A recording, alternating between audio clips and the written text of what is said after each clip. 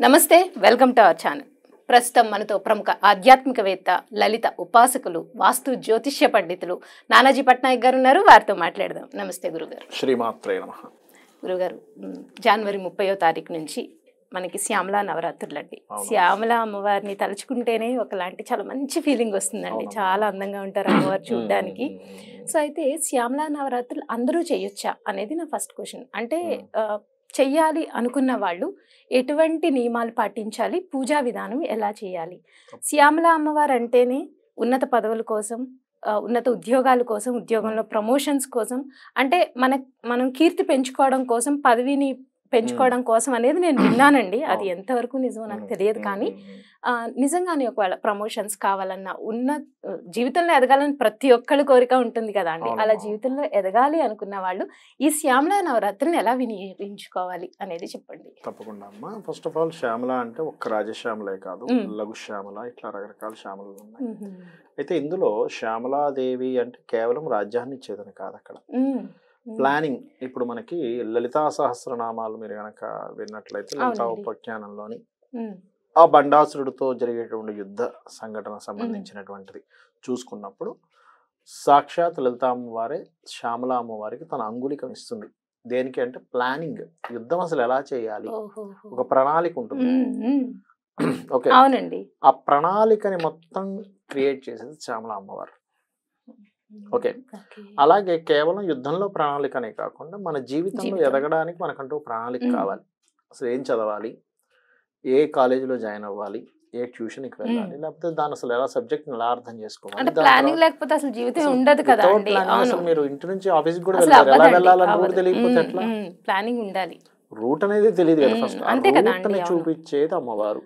అది మీరు రాజకీయంగా ఎదుగుతారా, సైంటిస్ట్గా ఎదుగుతారా, లేకపోతే ఇంకో దాంట్లో బిజినెస్లో ఎదుగుతారా, లేకపోతే మంచి ఉద్యోగం చేసుకోవడానికి ఎదుగుతారా అనేటువంటి ప్లానింగ్కి అమ్మవారు కారకురాలు, గుర్తుపెట్టుకోండి.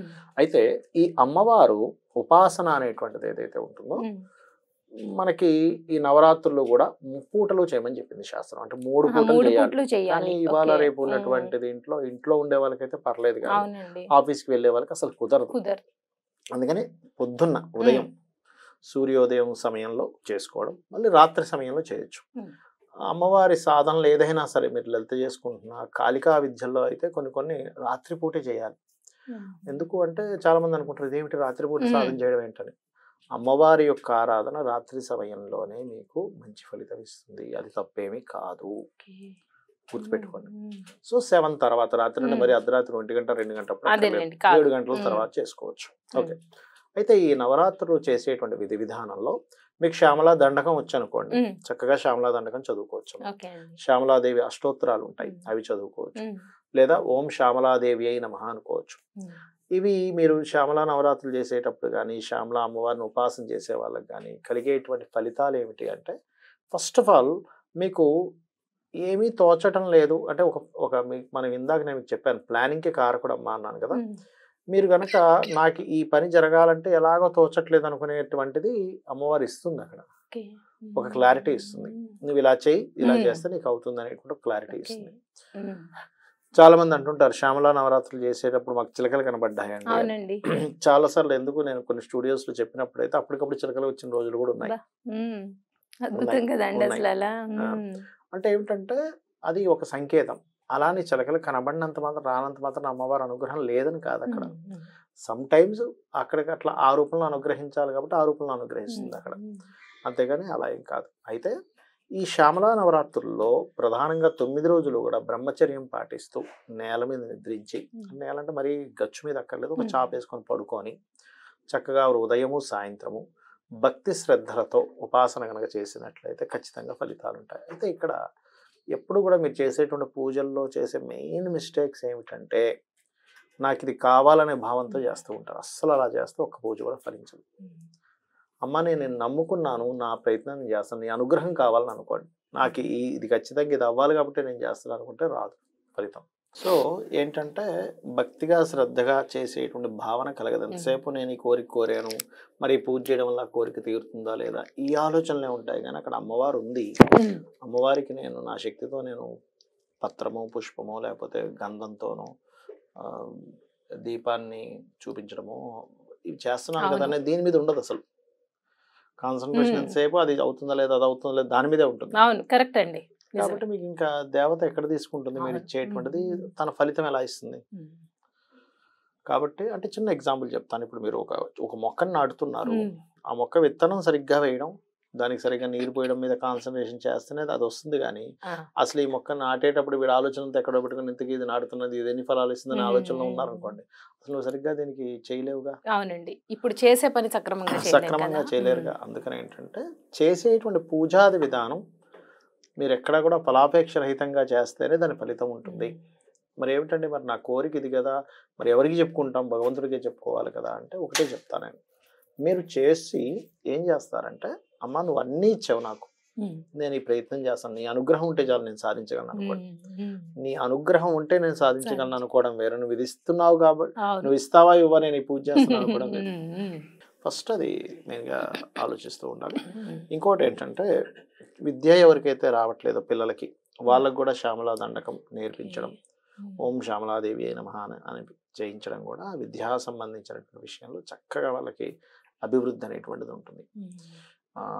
ఇంకోటి ఏంటంటే, శ్యామల అమ్మవారిని చాలా మంది ఏంటంటే నిత్య పూజ చేయొచ్చా అని అడుగుతూ ఉంటారు. అవునండి, చేయొచ్చమ్మా, చేయకూడదు అని లేదు, ఖచ్చితంగా చేయొచ్చు. ఇంట్లో ఫోటో కూడా పెట్టుకోవచ్చు. ఎందుకు, నా దగ్గర అయితే విగ్రహమే ఉంది చక్కగా, శ్యామల అమ్మవారి ఇంత విగ్రహం ఉంది చక్కగా, నేను రోజు అభిషేకం చేసుకుంటాం.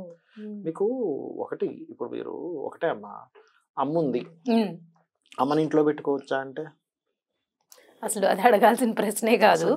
అంటే కాకపోతే ఇవి గుప్త నవరాత్రులు అని కొంతమంది మాత్రమే చెయ్యాలి అని అడుగుతున్నారు కదా అండి. ప్లస్ మళ్ళీ ఇది ఉంటే కనుక కొంచెం ఇంట్లో చాలా జాగ్రత్తగా ఉండాలి. ఇప్పుడు మీరంటే నిత్యం అమ్మవారి దీనిలోనే ఉపాసనలో ఉంటారు కాబట్టి మీకు తప్పలేదు. బట్ అందరి ఇళ్లలో అది సాధ్యం కాదు కదా, అది నా ప్రశ్న. అంటే నీకు శక్తి కావాలి అనుకుంటే మరి ఆ రూపంలో చెయ్యాలి. శ్యామల అమ్మవారి ఆరాధనే ఉండాలి. ఒక యంత్రమో లేకపోతే విగ్రహమో ఏదో పెట్టుకొని చేయాలి. మీరు శక్తి కావాలి. లేదంటే మేమంతా నియమిష్టలతో ఉండలేము అనుకున్నప్పుడు నిరాకార స్వరూపంగానే కాస్త కూర్చొని ఒక పటం పెట్టుకొని చేసుకోవచ్చు, తప్పేం కాదు. అయితే ఇక్కడ ఏంటంటే, మీరు అన్నట్టుగా గుప్త నవరాత్రులు అని ఒక వర్డ్ వాడేది చూసారా. గుప్త నవరాత్రులు అంటే అదేదో సీక్రెట్ గా చేసుకోమని కూడా అర్థం కాదు అక్కడ. నువ్వు బహిర్గతంగా అది చేసాను ఇది చేసి చెప్పుకోకూడదని, గొప్పలు చెప్పుకోకుండా తల్లికి తినిపిస్తున్నావు, తల్లికి తెస్తున్నావు, అందరికి చెప్పుకొని కూర్చుంటావా, బిడ్డకి ఏదో పెడుతున్నావు అందరికి చెప్పుకొని కూర్చుంటావా, చెయ్యం కదా. అలా ఏంటంటే ఇంకా చాటుగా పెడతాం, దిష్టి తగులుతుంది ఎవరైనా చూస్తే పెట్టం కదా. అట్లా ఏంటంటే గుప్తంగా, అంటే అమ్మవారికి చేస్తున్నటువంటి దాన్ని అంత బహిర్గతంగా చేయకూడదు అనేటువంటి దాంతో గుప్తంగా చేయాలి అంటూ ఉంటారు. అంతేగాని మరొకటి ఏం కాదు. అంటే ఇంకోటి, నీ భక్తిని కూడా ఎంతో ఇదిగా చేయాలి అక్కడ, అది రాత్రి అప్పుడు చేయాలని చెప్తుంది శాస్త్రం. ఇక నైవేద్యాలు ఇవన్నీ ఏంటంటే అమ్మ ఒకటే గుర్తుపెట్టుకోండి, చాలా మందికి ఉన్నటువంటి జనరల్ క్వశ్చన్స్ ఏంటంటే, ఎన్ని ఒత్తులు వేయాలి, పెట్టాలి, ఎన్ని అగరబత్తులు వెలిగించాలి, కొబ్బరికాయ పీచు తీయాలో పీచు తీయకుండా వెలిగించాలా, కొట్టాలా, కొట్టిన తర్వాత బొట్టు పెట్టాలా వద్దా, హారతి ఇచ్చేటప్పుడు ఇలా అనాలి, మొత్తం చుట్టూ తిప్పితే ఎన్ని తిప్పాలి అనేటువంటివి అసలు. కొంతమంది హారతి ఇచ్చేటప్పుడు గంట కొట్టకూడదు అంటారు, కొట్టొచ్చా అంటారు, కొంతమంది అని అడుగుతుంటారంటే నేను ఒకటే చెప్తాను. ఇప్పుడు ఎంతమంది అయితే ఉపాసకులు ఉన్నారో ఇప్పటి వరకు, కాళిదాస్ దగ్గర నుంచి వాళ్ళందరూ ఎన్ని కొబ్బరికాయలు కొట్టారు, పీచు తీసి కొట్టారో అవన్నీ చేశారో లేదో కానీ భక్తి, విశ్వాసం, నమ్మకం భక్తి విశ్వాసం. ఇప్పుడు ఒక వృత్తాంతం ఉంటుంది. ఒక అతను నరసింహస్వామి కోసం ఉపాసన చేస్తూ ఉంటాడు ఒక అడవిలో. అక్కడికి ఒక కాపరి ఉంటాడు, ఆయన అడవి మొత్తం గొర్రెలు తిప్పుకోవడం. అడుగుతాడు, స్వామి మీరు ఏంటి ఇక్కడికి వచ్చి రోజు ఇక్కడ కూర్చొని ఏదో వెతుకుతున్నట్టున్నారు, నాకు చెప్పండి అంటే, అది నీకు తెలియదు నేను వెతుక్కుంటానంట. అలా 2-3 రోజులు చూస్తాడు. లేదా స్వామి మీరు నన్ను అడగండి, నాకు తెలియని ప్రాంతం కాదు ఇది, అడవికి ఎందుకు వచ్చారు అంటే, లేదయ్యా నేను ఇట్లా పైన శిరస్సు సింహ రూపము, కింద ఉండేటువంటిది మనుష్య రూపంలో ఉండేటువంటి దేవతని ప్రసన్నం చేసుకోవడం కోసం వచ్చి, ఆయన కోసం వెతుక్కుంటూ వచ్చి ఆయన చేసుకుంటే ఆయన వస్తారని, తపస్సు చేసుకుంటూ వస్తాడని. అంటే అవునా, అయితే ఇక్కడే ఉన్నారంటే ఇక్కడే ఉంటారు, అడవిలో ఉంటారు ఆయన, నేను తీసుకొస్తా అని. ఆయనకి మైండ్లో ఏంటంటే అడవిలో ఉన్నాడు, నేను పట్టుకొని ఆయన తీసుకెళ్ళాను. ఆయన భక్తికి, ఆయన నమ్మకానికి నరసింహస్వామి ప్రత్యక్షం అవుతాడు. అయితే ఆయన కట్టేసి తీసుకెళ్తాడు ఆయన దగ్గరికి. అంటే భక్తుడికి బందీ అయిపోతాడు ఆయన అరుచుకుంటూ వస్తాడు, ఓ స్వామి ఇగో తీసుకొచ్చాను చూడంటే గాలిలో తాడు తేలుతున్నట్టు కనిపిస్తుంటది. అయ్యో ఏంటిది అంటే ఇగో తీసుకొచ్చాను చూడు, నువ్వు అన్నావుగా శిరస్సు ఇగో సింహము కిందేమో నరుడులా ఉన్నాడు చూడు ఇగో అంటే అప్పుడు అర్థం కాదు. అప్పుడు వేడుకుంటాడు స్వామి అతనికి కనిపిస్తావు నాకు కనిపించు అంటే అప్పుడు చెప్తాడు లేదు ఆయనకి అంత నమ్మకం ఉంది అప్పుడు ఈయన కూడా ప్రసన్నం. అద్భుతం అండి.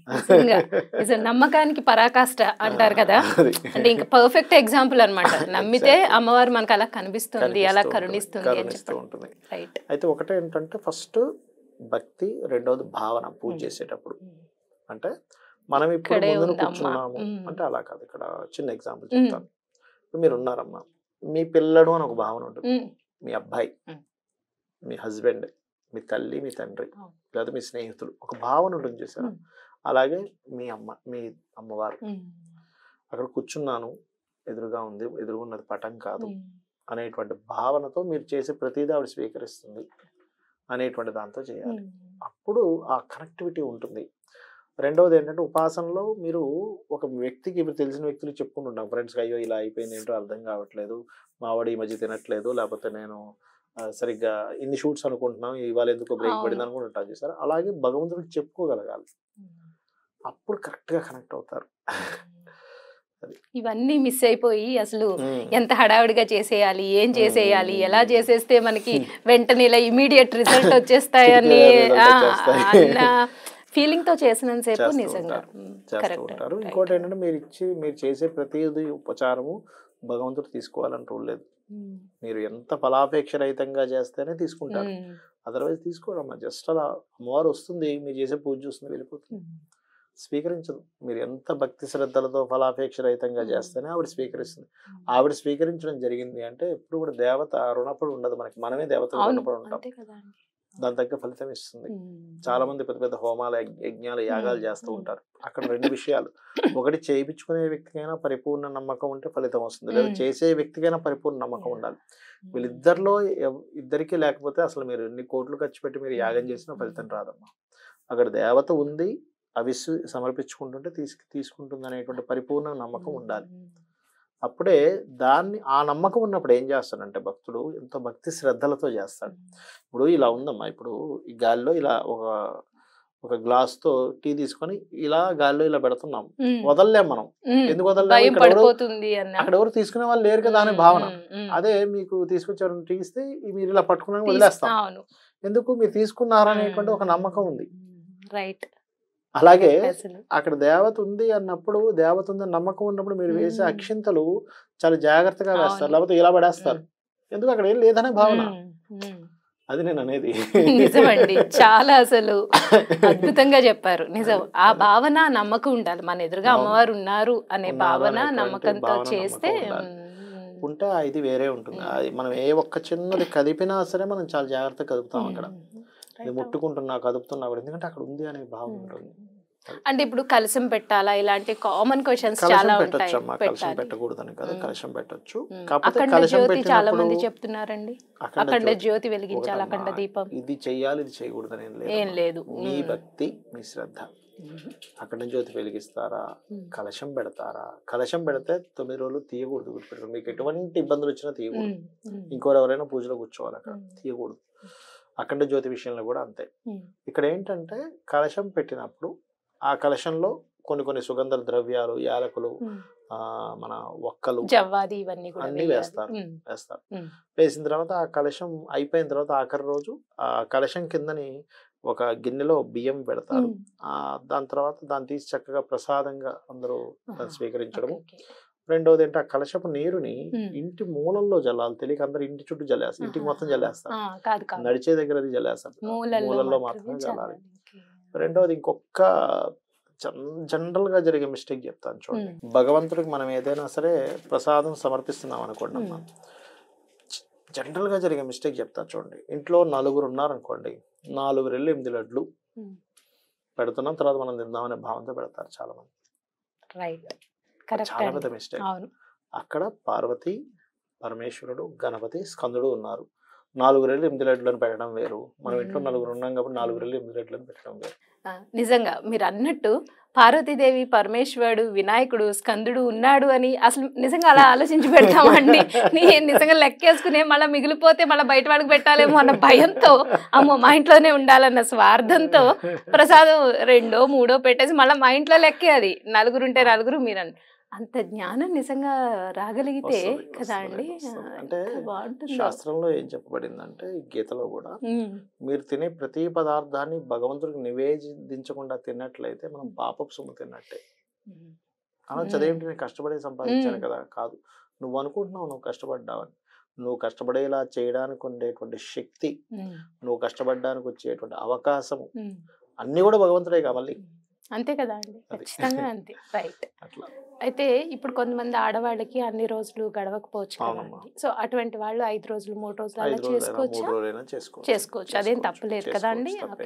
అప్పుడు కలిసి పెట్టడం అవసరం లేదు, నార్మల్ గా పూజ చేసుకోవచ్చు. లలితోపాఖ్యానము, లలితాసహస్రనామాలు వీటిలో కొన్ని ఉంటాయి. ఏంటంటే అన్ని రోజులు అమ్మవారి రోజులే, కాకపోతే ప్రత్యేకంగా కొన్ని రోజుల్ని మనం ఎంపిక చేసుకొని అమ్మవారు చెప్పినటువంటి వాటిలో కొంచెం ఎక్కువ పవర్ ఉంటుందని. కానీ ఈ రోజు నాది కాదు అనేటువంటిది అన్ని కాలాలు, అన్ని రోజులు, అన్ని దేశాలు అంతా ఆవిడ అని చెప్తుంది ఒకసారి లలితోపాఖ్యానంలో. అన్నప్పుడు అందరూ ఆశ్చర్యపోతారు, ఋషులు వీళ్ళందరూ అంతా ఒకటే ఎలా అవుతావమ్మా అంటే, మీ అందరికీ నేను దృష్టిని ఇస్తున్నానని ఇస్తుంది. అప్పుడు చూస్తే అన్ని కాలాల్లోని, అన్ని దేశాల్లోని, అన్ని వీటిలోని ఆవిడే కనిపిస్తుంది. అప్పుడు వాళ్ళు అయ్యి బాబా అన్నింటిలో నువ్వే ఉన్నావు ఏంటని ఆశ్చర్యపోతారు. అది. సో నిజంగా శ్యామల అమ్మవారి నవరాత్రులు మీరు చెప్పినట్లుగా ఎటువంటి కోరిక అలా లేకుండా అమ్మవారికి మనం చెప్పుకోవాల్సిన సంకల్పం మాత్రం ఇచ్చింది నువ్వే అనే భావంతో చేయడం, అని గుర్తించగలిగి ఆ భావంతో చేస్తే నిజంగా అమ్మవారు మీరు చెప్పినట్లు చేస్తే. ఇంకొక చిన్న ఎగ్జాంపుల్ చెప్తాను చూడండి. ఇప్పుడు మీరు ఉన్నారమ్మా, మీరు ఉన్నట్టుండి సడన్ గా ఏదో ఒక సాఫ్ట్వేర్ కంపెనీలో జాబ్ చేస్తున్నారు అనుకోండి. సడన్ గా జాబ్ పోయింది ఆ వ్యక్తికి. జాబ్ పోయినప్పుడు మీ అకౌంట్లో ఏదో డబ్బులు పడుతూ ఉన్నాయి, ఎక్కడి నుంచి వస్తున్నాయి అర్థం కావట్లేదు. జాబ్ వచ్చే వరకు ఆ డబ్బులు సర్వైవ్ అయ్యారు, కానీ మీ ఆలోచన ఉండిపోయింది, ఎలా వచ్చాయి డబ్బులు, అసలు ప్రతి నెల 30-40 వేలు వచ్చాయి, నాకు సర్వైవ్ అయింది, ఒక 6 నెలలు జాబ్ లేకపోయినా ఎవరో వెతుకుతూ ఉన్నారు. అప్పుడు మీ అమ్మగారు చెప్పాను, నేనే వేసాను నీకు, నువ్వేం టెన్షన్ పడదు. అప్పుడు అమ్మ మీద అయ్యో నేను ఇలా ఉన్నాను తెలిసి నాకు ఇచ్చిందా. అలాగే భగవంతుడు కలిగి అమ్మవారి ఆరాధన చేయడం అనేది నిజంగా అద్భుతం అండి. మీరు చెప్పేది మాత్రం చాలా అద్భుతం అసలు. ధన్యవాదాలు గురుగారు. శ్రీమాత్రే నమః.